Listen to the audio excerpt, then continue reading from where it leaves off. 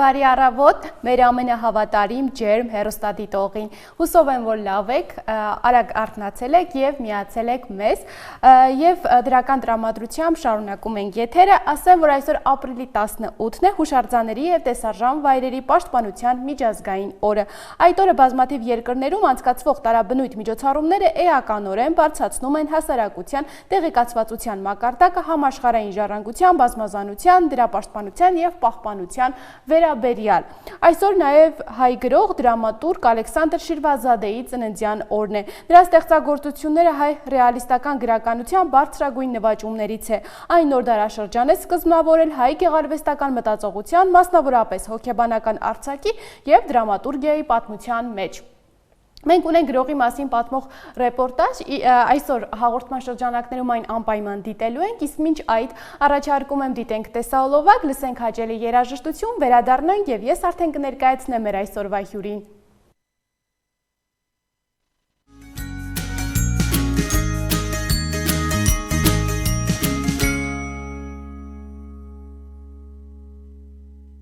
Բարի լույս նրանց, ովքեր նոր են միացել մեզ, նշեմ, որ ապրիլի 20-ին նշվելու է քրիստոնեական աշխարհի ամենակարևոր տոներից մեկը՝ Սուրբ Հարության տոնը։ Իսկ տոնի պատգամի և գլխավոր խորհրդի մասին այսօր խոսելու ենք Նոր Գյուղի հոգևոր հովիվ Տեր Աբգար Քահանա Մարգարյանի հետ։ Օրհնեցեք Տեր հայր։ Աստված օրհնի։ Շնորհակալ եմ հրավերը ընդունելու համար։ Ես էլ շնորհակալ եմ։ Մինչ Հարության տոնին անդրադառնալ է, երևի սկզբում խոսենք 40-օրյա պահքի մասին և հետո արդեն շաբաթապահքի մասին ու արդեն անդրադառնանք Սուրբ Հարության տոնին։ Ինչ խորհուրդ ունի պահքը։ Ինչքան շատ ենք խոսել պահքի մասին, ինչքան շատ եթերներ ենք ունեցել, նաև բացատրում ենք, ասում ենք, բայց սայլը տեղից չի շարժվում։ Ինչու՞, որովհետև անտարբեր ենք, անտարբերությամբ ենք մոտենում, նույնիսկ դա մոտեցում էլ չի։ Ընդհանուր առմամբ պահքը մարդու ինքնամաքրման շրջանն է։ Հիմա դա կլինի Սուրբ Հարության տոնից առաջ, ծննդյան տոնից առաջ, որևէ տաղավար տոնից առաջ։ Մենք տարվա մեջ 3 մեծ պահքեր ենք ունեցել, որոնցից սակայն այսօր միայն մնացել է մեր ճանաչած, իմացած այս գարնանային մեծ պահքը, որը նախորդում է Սուրբ Հարության տոնին։ Պահքի ընթացքը ընդհանուր առմամբ 40 ենք ասում, բայց մի քիչ ավել է, մեկ շաբաթ ավել է, որովհետև Սուրբ Հարության տոնի շաբաթապահքը նաև միանում է այդ 40 օրերին և դառնում է մոտ 46-47 օր։ Եվ պահքը ընդհանուր առմամբ մարդու ինքնամաքրման, ինքնաճանաչման այդ շրջանն է, երբ որ մենք փորձում ենք մեր ինչ-որ մի բանի, որ նախապատրաստվում ենք, չէ, պիտի ենթադրենք գանք եթերի, նախապես պատրաստվում ենք, որովհետև պատասխանատվության այդ զգացումը մեծ է։ Հիմա պատկերացրեք, Հարության տոն է, պատահական ինչ-որ մի քաղաքացիական կամ շինծու հնարովի տոն չէ, դուք նշեցիք համամարտկային չէ, համաշխարհային, քրիստոնյա աշխարհի մեծագույն տոներից։ Հիմա մենք պատրաստվում ենք այդ տոնին, իսկ ինչպես ենք պատրաստվում, տանը նստելով կամ ինչով ուզում ենք զբաղվում ենք, ինչ ուզում անում ենք, այդպես չեն պատրաստվում։ Նույնիսկ անգամ երբ որ մենք պիտի ամենաթեթև կենցաղային օրինակ ասեմ, պիտի գնանք հարսանիք են մեզ հրավիրել։ Ինչ ենք անում, նախապես մեր զգեստներն ենք կարգավորում, չէ, պայմանավորվում ենք ժամեր, պիտի գնանք մեզ հարդարենք տարբեր ձևերով, տարբեր տեսակներով, կարող է 48 ժամ զբաղվենք, մի հատ հարսանիք, մի հարսանիք պիտի գնանք։ Հիմա տեսեք մենք աշխարհի թագավորին ենք դիմավորել, աշխարհի թագավորի հարության խորհրդի մեջ ենք լինելու։ Ուրեմն ինչ է մեզ հարկավոր։ Հարկավոր է պատրաստվել։ Իսկ պահքը հենց այդ պատրաստության շրջանն է։ Ոչ թե փորձենք տեսնել կարող ենք, կդիմանանք, կհասցնենք, կամ այսօր այդպիսի միտում կա, ասում են կլինի առաջի եւ վերջին շաբաթները պահենք։ Ում համար ենք պահում։ Աստուն հարկավոր չէ այդ մեր պահած պահքը։ Մենք պահքը պահում ենք ոչ թե մեզ փորձության ենթարկելու, փորձելու, այլ պատրաստվելու։ Այդ ամբողջ շրջանը պահոց 40 օրերի, 47 8 օրերի այս շրջանը մեր պատրաստության շրջանն է։ Ինքնաճանաչման, այստեղ զուտ միայն ուտելիքի առումով չէ։ Այո, մարդիկ շատ հաճախ միայն ուտելիքի սահմանափակումներ են անում։ Դե դա պիտի լինի, ինչ ենք ասում, դիետա, չէ՞։ Մի տեսակ դիետայի նման է դառնում։ Պահքը առաջին հերթին ինքնաճանաչման այդ ճանապարհն է, որ պիտի պատկերացնենք մենք արդյոք այս աշխարհում ապրում ենք Աստծո զավակ կոչվելու հնարավորություն ունենք, լավ, մկրտվել ենք, դարձել ենք քրիստոնյա, բայց արդյոք ապրում ենք այդ քրիստոնեական ընթացքով։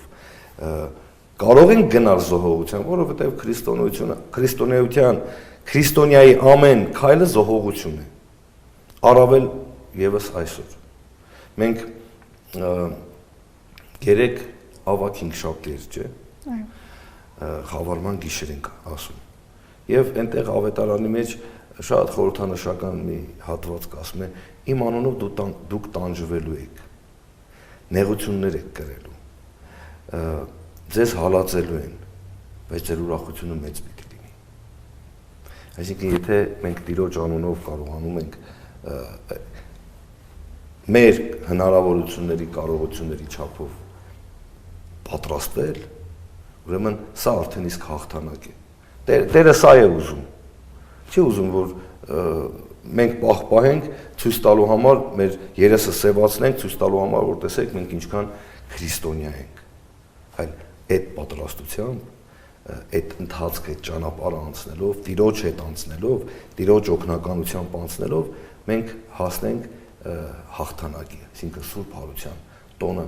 ուրախությամբ նշելու, որովհետև այդ նեղությունները, դժվարությունները, հալածանքները, ամբաստանությունները, այդ ամենը լինելու է։ Եթե չլինի, ուրեմն քրիստոնեություն չկա այդտեղ։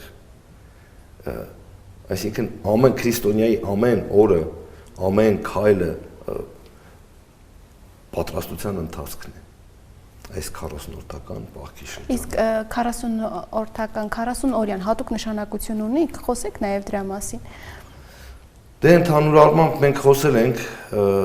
40 խորհրդանիշը, 40 թվի խորհրդանշական մոտեցման մասին։ Մենք այսօր ունենք, չէ, երեխան ծնվում է, մայրը 40 է պահում։ Մահվան պարագային եւս նորից 40 օրեր ենք պահում։ Եվ 40 թիվը խորհրդանշական թիվ է շրջապտույտ լինելու, շրջանը անցնելու։ Դե ոչ թե որոշել են 2000 տարի առաջ կամ 150 տարի առաջ, այսօր էլ այդպես է։ Այսօր էլ շատ դեպքերում մենք զգում ենք, որ 40 օրը դա մի շրջան է, որով որ այդ փուլը ամբողջական անցնում ենք։ Հրեա ժողովուրդն է, չէ, 40 տարի մնաց անապատում։ Այդ փորձության, մաքրման, ճանաչողության շրջան անցան, սերնդափոխության շրջան անցան։ Եվ այս առումով 40-ը մեզ համար, քրիստոնյաներիս համար ոչ միայն խորհրդանշական խորհրդավոր թիվ է, այլև հստակ այդ շրջանը անցնելու, այդ փուլը անցնելու իմաստ ունի։ Նաև Սուրբ Ավետարանում Տերը 40 օր անապատում փորձության ենթարկվեց, չէ՞։ Պատահական չէր այդ 40 օրերը։ Այսինքն պիտի 40-ը լրանա, այդ 40 օրերը պիտի լրանան, որ ինչու՞ չի ասում 30 կամ 35, քիչ կլինի, կամ 45, չէ՞, հենց 40, որովհետև այդ 40-ը այն թիվն է, որով շրջանը, փուլը ավարտվում է։ Եվ արդեն խոսելով Սուրբ Հարության տոնից, այս տոնը ինչ նշանակություն ունի քրիստոնյաների համար։ Ուրեմն նախ եւ առաջ Ալետա ջան, Սուրբ Հարության տոնը եկեղեցական, ծիսական, կրոնական, ոնց կուզեք անվանեք։ Առաջին հերթին եկեղեցական տոն է, հոգևոր տոն է։ Այն ինչ որ մենք շատ դեպքերում փորձում ենք ժողովրդական ավանդություններ կապել, ծիսակատարություններ, ինքնահնար հնարով ինչ որ բաներ, չէ, սրանք երկրորդական են։ Առաջին հերթին տոնը հոգևոր եկեղեցական տոն է եւ խորհրդանշում է Տիրոջ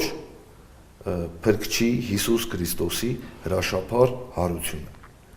Եվ դրա հետ ածանցված, դրա հետ կապված մնացած մյուս բոլոր բաները, թե հարությունից հետո ինչ պիտի լինի, ինչու հենց հարություն, հա։ Մենք անվանում ենք զատիկ եւ կապում ենք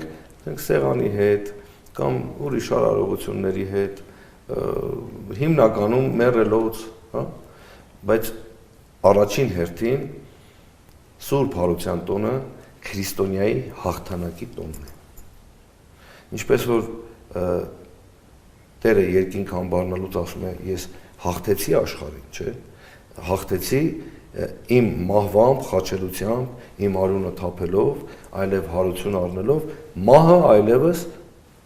իշխանություն չունի։ Հիմա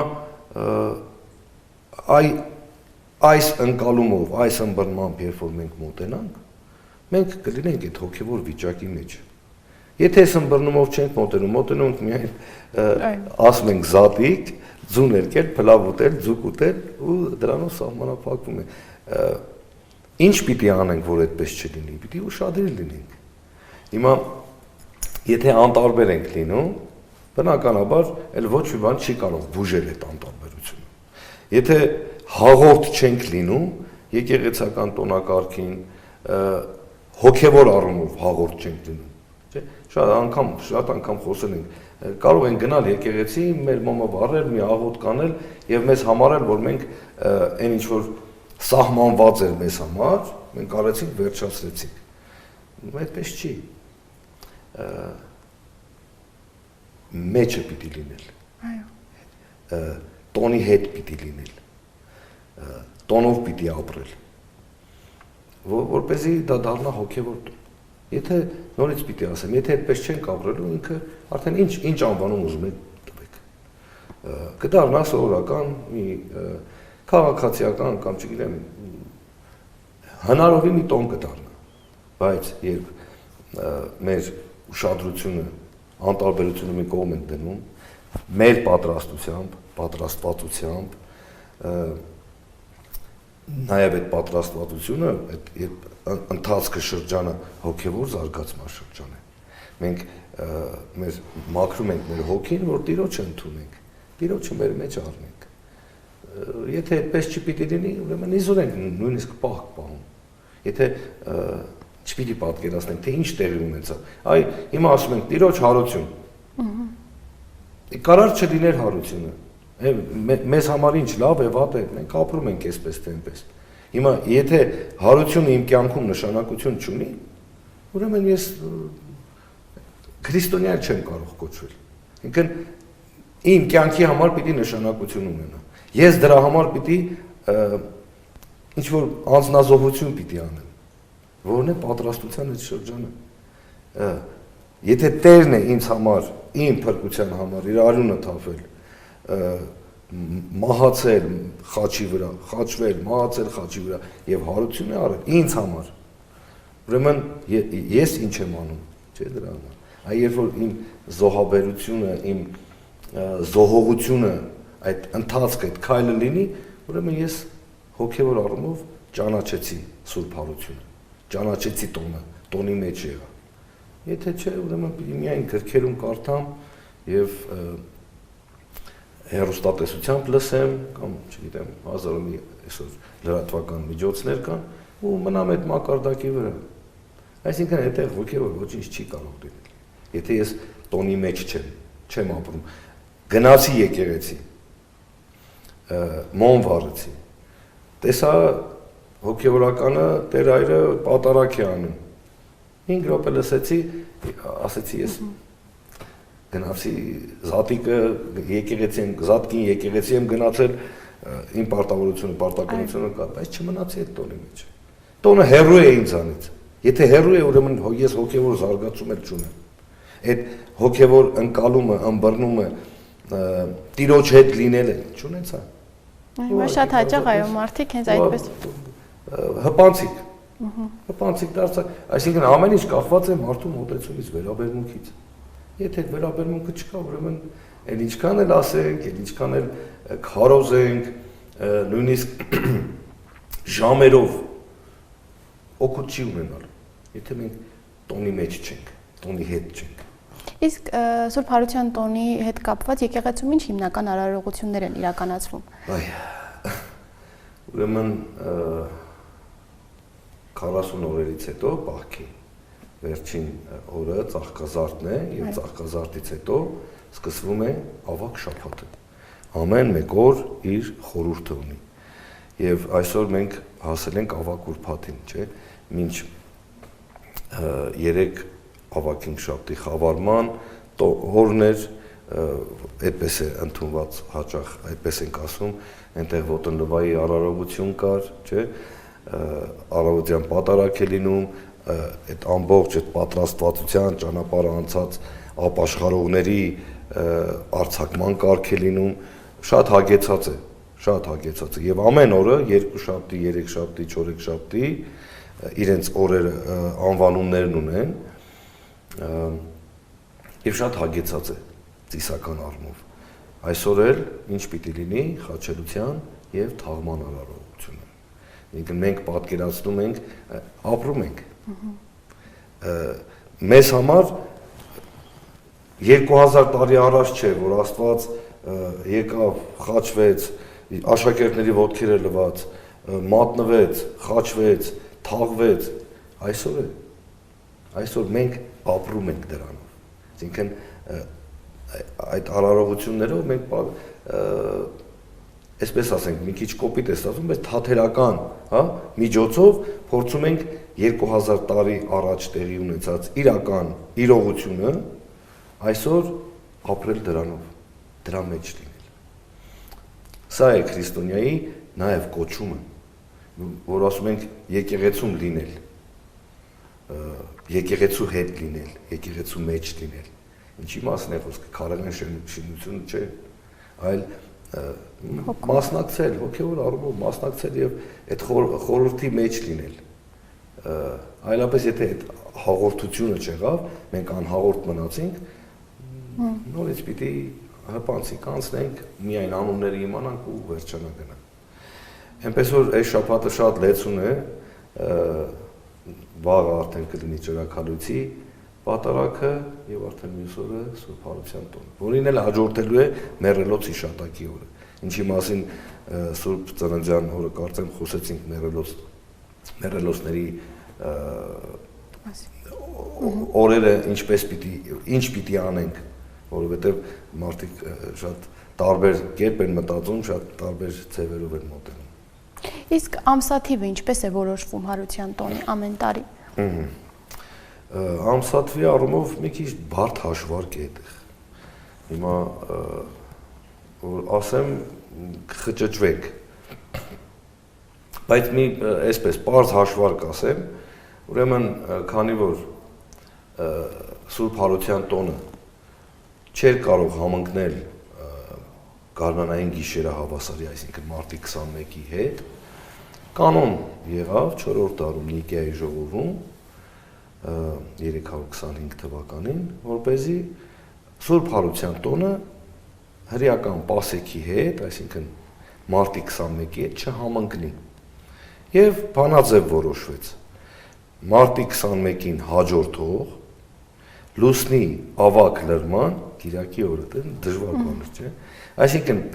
մարտի 22-ից դե 21-ը դուրս է գալիս, 22-ից մինչև ապրիլի 25-ը ընկած այս ժամանակահատվածում, որը լուսնի լրումը երբ որ եղավ այս ժամանակահատվածում, դա կոչվում է ավակ լրում, լուսնի ավակ լրման հաջորդ Կիրակի օրը 35 օրվա շարժողականություն ունի։ Այսինքն այնտեղ էլ հաշվարկներ կան, մի տարի շուտ է լինում, մի տարի ապրիլ ամսվա մեջ է լինում, չէ, մարտ ամսվան ասում ենք ձմռան զատիկ, երբ որ մարտ ամսվա մեջ է լինում, չէ, այս արտահայտություններ կա։ Այսինքն 35 օրերի շարժականություն ունի։ Եվ այսօր այդ հաշվարկը պետք էլ չի, Փառք Աստծո, մենք հնարավորություն ունենք նույնիսկ գիշերվա ժամը 4-ին իմանալու թե զատիկը ենթադրենք 15 տարի հետո երբ է, որովհետև այդ հաշվարկները կան, էջերը կան, կարող ենք հեռախոսով կլինի, համակարգչով կլինի իմանալ։ Ոչ մի խնդիր չկա, որ մի հատ այդ թվերը, այդ բանաձևերը պահենք ու հաշվարկ անենք։ Այ տես Ալիտա ջան, այստեղ նորից մոտեցում կա։ Եթե ինձ հարկավոր լինի, ես կգտնեմ այդ օրը երբեք։ Նույնիսկ եթե անմարդաբնակ տեղում էլ լինեմ, չէ՞, ոչ օրացություն եմ, ոչ ես կհորինեմ այդ օրը, բայց ինչ է հարկավոր վերաբերմունք, մոտեցում։ Կստեղծեմ այդ օրը ինձ համար, կգտնեմ, կհետաքրքրվեմ, բայց եթե պետք չի, պետք չի։ Պետք չի, ուրեմն պետք չի, ոչ մի բան չեմ անում։ Այսինքն նորից շեշտը դնենք վերաբերմունքի վրա, մոտեցման վրա։ Եթե այդ մոտեցումը չկա, ինչ կուզես արա, նույն վիճակի, նույն տաշտակի մեջ ենք մնալ։ Նաև եկեղեցական սովորույթներից զատ հետաքրքիր է նաև մարդկանց զատիկի սեղանի խորհուրդը, ինչու՞մ է կայանում ձու ներկել կամ տարատեսակ ուտեստներ պատրաստելու խորհուրդը։ Այ, մի ցավոտ հարց տվեցիք։ Ցավոք մենք շատ դեպքերում ամեն ինչ այդ ուտելիքի եւ սեղանի հետ ենք կապում։ Սուրբ Հարության տոնը նախ ասացինք քրիստոնյայի հաղթանակի տոնն է։ Եվ որևէ մեկ տոնակարգ ուղղորդվում է սեղաններով։ Սեղան ենք դնում, ընտանիքով հավաքվում ենք, չէ՞, նշում ենք, բայց այստեղ շատ առավել կարևոր հարց կա։ Ինչու ենք այդ սեղանը դնում, որ հաց ուտենք, թե այդ սեղանի միջոցով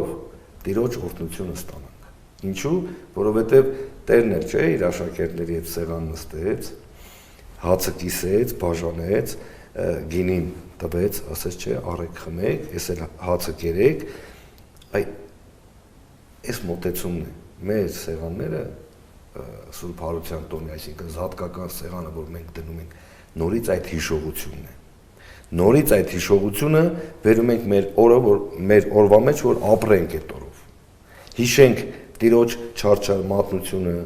չարչարանքները, խաչելությունը, այլև Սուրբ Հարությունը։ Սեղանը այդ իմաստն ունի։ Այլապես մենք ամեն օր հաց ենք ուտում, չէ՞, բայց ամեն օր Քրիստոսի հարությունը չի լինում։ Հիմա մենք սեղան ենք նստել, պարզապես պահք չենք պահել,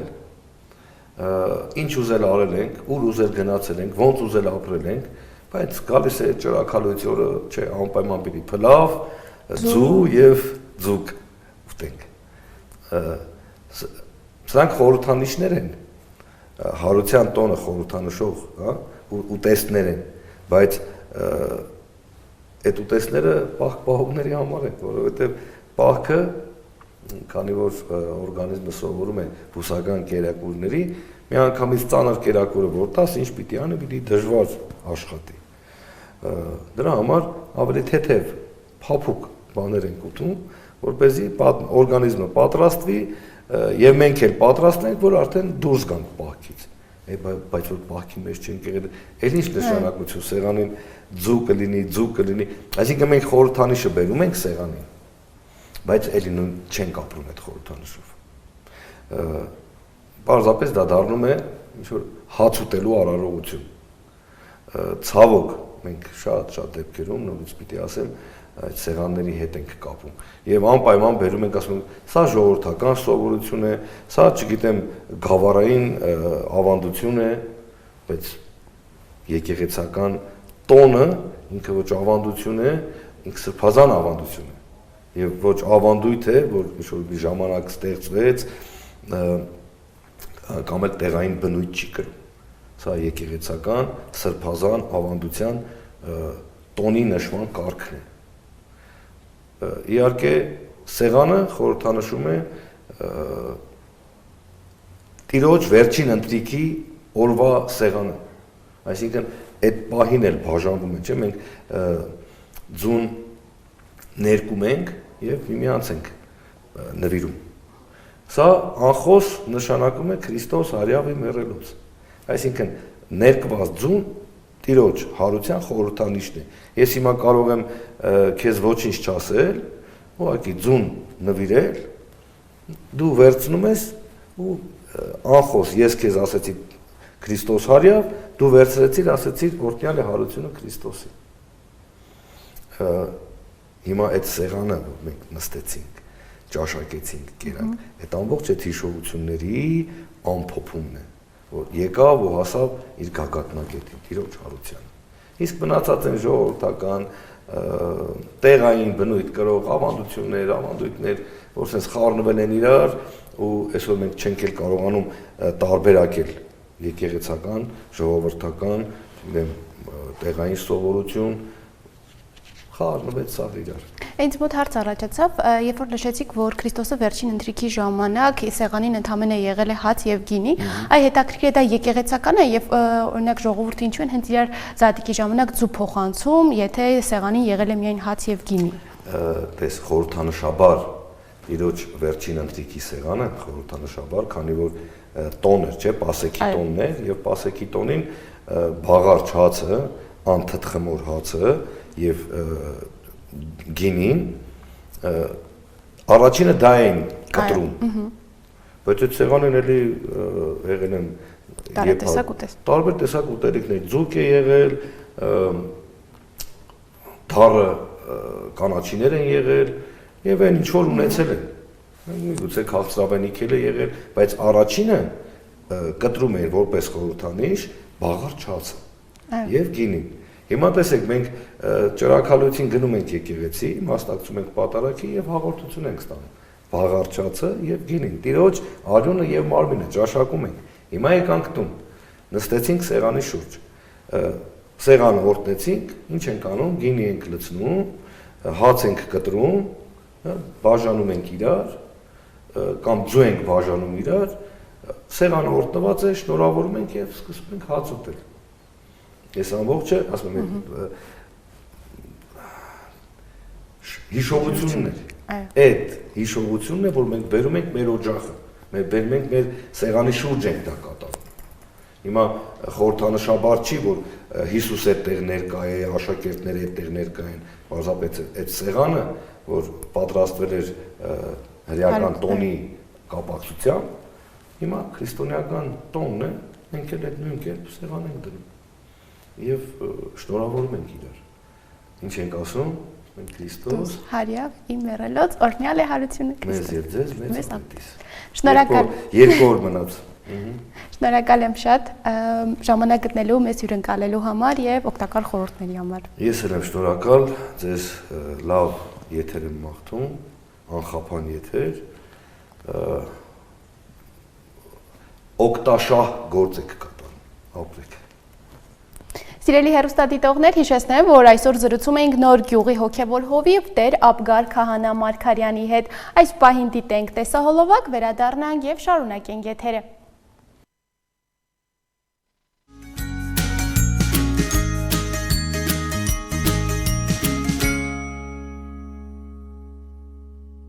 Սիրելի հեռուստադիտողներ, ինչպես խոստացել էի, մենք ունենք պատրաստած ռեպորտաժ գրող դրամատուրգ Ալեքսանդր Շիրվազադեի մասին։ Հիմա առաջարկում եմ դիտենք ռեպորտաժը եւ ձեզ մաղթում եմ արդեն հաճելի հանգստյան օրեր, մենք կհանդիպենք արդեն երկուշաբթի։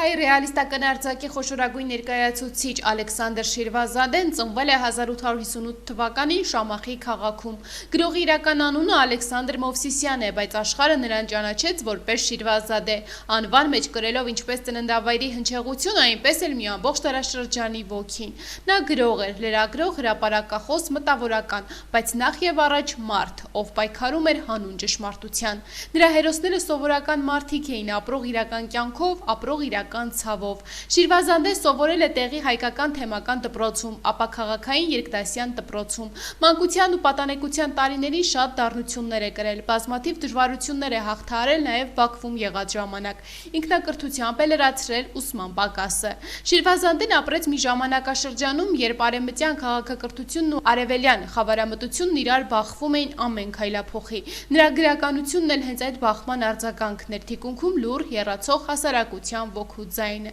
Նրա պարոնյան ոճով ծաղիկները դարձան հասարակական պոռթկման պատճառ։ Նրա հրապարակախոսական հոդվածները բացահայտում էին կեղծ բարոյականությունը, լուր բռնությունները, թաքնված անարդարությունները։ Արտիստը պատվի համար ստեղծագործությունների վերնագրերն արդեն իսկ պատմություն են դառնում։ Դրանք մերկացնում էին հայ կնոջ վիճակը, ընտանեկան բռնությունը, հարստահարող դասակարգի դաժան գործելավոճը։ Նրա ամենահայտնի գործերից մեկը պատվի համարը գրականության մեջ իսկական հեղափոխություն առաջացրեց։ Շիրվազադեն չէր վախենում բարձրաձայնել, նա գրում էր ոչ թե գեղեցիկ հեքիաթներ, այլ սուր իրականությունը, եւ հենց այդ պատճառով նրան սիրեցին, եւ հենց այդ պատճառով նրան նաեւ քննադատեցին, բայց ինքը երբեք չընկրկեց։ Շիրվազադեն նաեւ ճանապարհորդել է, եղել է Եվրոպայում, հանդիպել է ռուս մտավորականների, շփվել արտասահմանյան գրական շարժումների հետ, բայց նույնիսկ ամենահարուստ քաղաքում նա չի մոռացել հայ ժողովրդի ցածր եկամուտ ունեցող դասակարգը, հայ կանանց ճնշված լինելը, մանկության շրջանի անարդարությունը։ Նրա հայացքն անդադար թափանցում էր այն ճեղքերից, որտեղ մյուսները լռում էին, եւ հենց այստեղից էլ ծնվում էր գրականություն ոչ թե զարդարելու, այլ արթնացնելու համար։ Ալեքսանդր Շիրվազադեն մեզ թողեց ոչ միայն գրքեր, այլև մտածելու արվեստ։ Նրա խոսքն այսօր էլ հնչում է թարմ ու խորը, հուշելով մեզ, որ ոչինչ չի փոխվում, եթե մենք չենք փոխվում։ Եվ եթե կա մի ճանապարհ դեպի արդարություն, ապա այն սկսվում է մեկ մարդու խիզախ խոսքից։ Շիրվազադե, մարդ ով գրեց ճշմարտությունը։